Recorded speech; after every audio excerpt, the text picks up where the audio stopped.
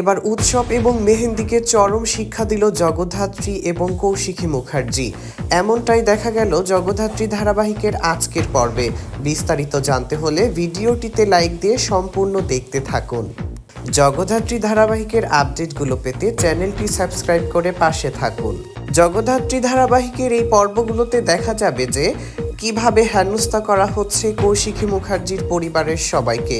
বৈদেহী মুখার্জি সহ পরিবারের সকলকে আদালতে হাজির করছে মেহেন্দি।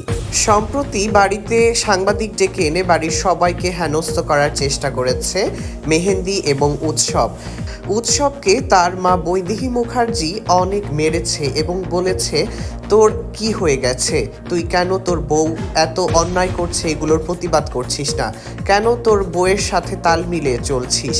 এদিকে এসব প্রশ্নের উত্তরে উৎসব জানায় যে খেলা এখন আর তোমাদের হাতে নেই, এটি এখন মেহেন্দির হাতে চলে গেছে। সুতরাং তোমরা যতই চেষ্টা করো মেহেন্দির কাছ থেকে কোনোভাবেই বাঁচতে পারবে না। আর মেহেন্দি আমাকে এই পরিবারের সর্বোচ্চ চূড়ায় পৌঁছাবে এবং এই কোম্পানির এমডি আমি হব। কথাগুলো বলতেই সেখানে উপস্থিত হয় কৌশিকী মুখার্জি এবং কৌশিকী মুখার্জি জানায়, উৎসব তোমার এবং তোমার ওয়াইফ মেহেন্দির স্বপ্ন সারা জীবন স্বপ্নই থেকে যাবে। যতদিন পর্যন্ত কৌশিকী মুখার্জি বেঁচে আছে ততদিন পর্যন্ত এই কোম্পানির এমডি আর কেউ হতে পারবে না। তখন বৈদেহী মুখার্জি বলে, কেন আমার ছেলেরা তাদের অধিকার পাবে না?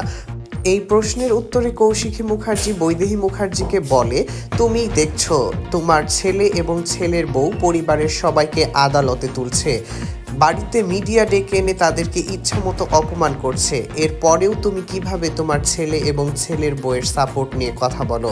আমি কোনো দিনই বেঁচে থাকতে এই পরিবারের ধ্বংস বা কোনোভাবেই এই পরিবারের অপমান সহ্য করব না। মেহেন্দিকে আমি এবং স্বয়ম্ভু মিলে উচিত শিক্ষা দেব, এটা আমার প্রতিজ্ঞা। দর্শক বন্ধুরা, ভিডিওটি দেখার জন্য সবাইকে ধন্যবাদ। সবাই লাইক, কমেন্ট এবং সাবস্ক্রাইব করে পাশে থাকুন।